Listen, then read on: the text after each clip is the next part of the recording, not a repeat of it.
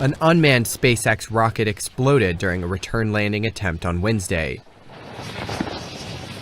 The prototype Starship had only been launched minutes before at the company's Texas facility. The events were caught on live video. The 16-story tall prototype was designed to launch a heavy-lift vehicle, which is being developed by SpaceX to carry humans and 100 tons of cargo on possible missions to Mars and the Moon. The self-guided rocket's test flight had been intended to reach 41,000 feet, propelled for the first time by 3 of SpaceX's newly developed Raptor engines, but it blew up as it touched down on a landing pad following a controlled descent. SpaceX head Elon Musk tweeted immediately after the accident, saying the quote, "Fuel header tanker pressure was low during landing burn, causing touchdown velocity to be high."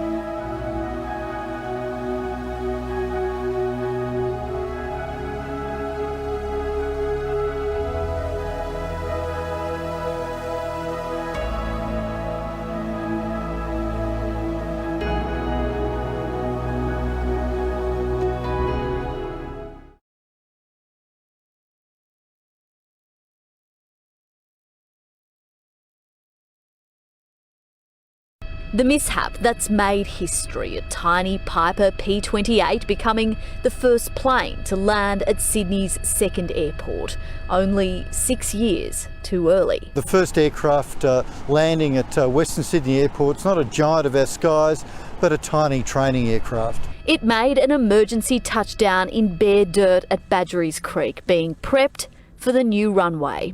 Makes history. Confused locals watching it swoop down. It just come out of the right-hand side as I was going south, and it was, I just thought it was quite low. In the cockpit, a student and instructor from Bankstown Bass Air Aviation College, a training flight for a valuable lesson.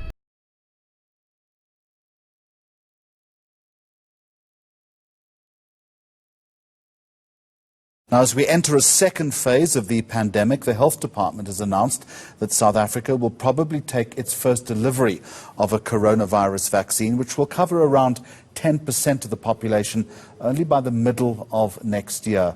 But concerns are mounting that government has not been open enough about choices when it comes to COVID-19 vaccine, with no real information on what type was considered, the number of warehouses that are needed, and how the distribution chain is going to work. There's a big deficit of trust, if I can put it like that. The first hard lockdown, there's a difference between whether lockdown as a strategy works and how it was used in South Africa was not optimal. Then came the big shock of the personal protection scams, the vast amounts of money that disappeared there.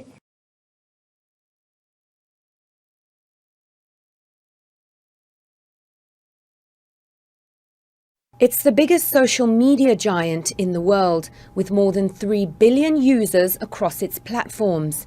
But now Facebook's iconic thumbs up is facing a legal thumbs down. The company stands accused of using illegal tactics to dominate the industry.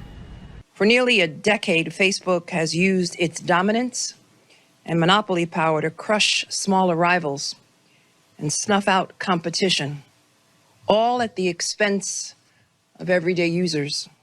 Over the past 15 years, it's bought up some 70 companies.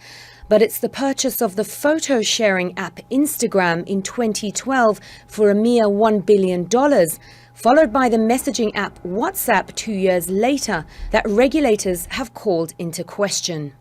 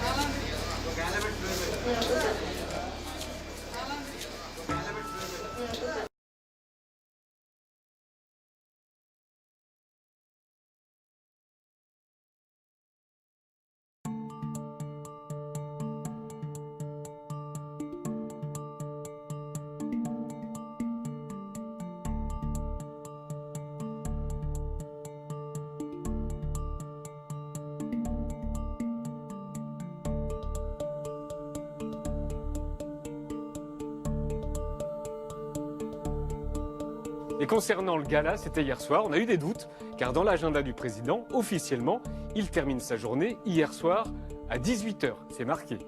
Alors que non, on retourne sur le site du président égyptien.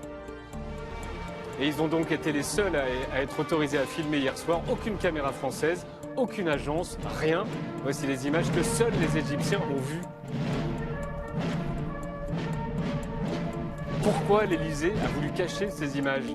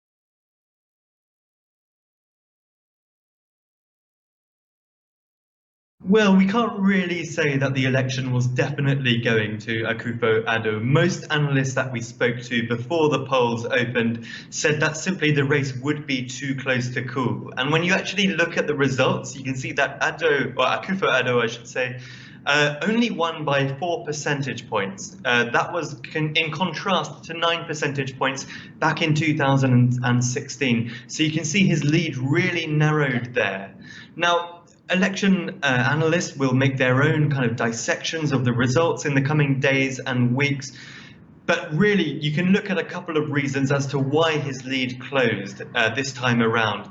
Partly, in all likelihood, I should say, because of his free SHS policy. This was an introduction of a policy to increase high school attendance.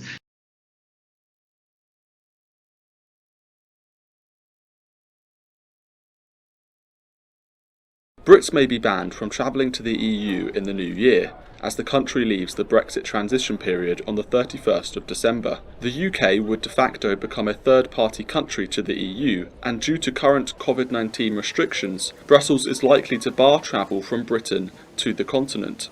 The EU is currently only allowing essential travel from non-EU countries with low infection rates. EU officials have briefed that they have no plans to add the UK to the list of safe nations, as Britain has too many coronavirus cases.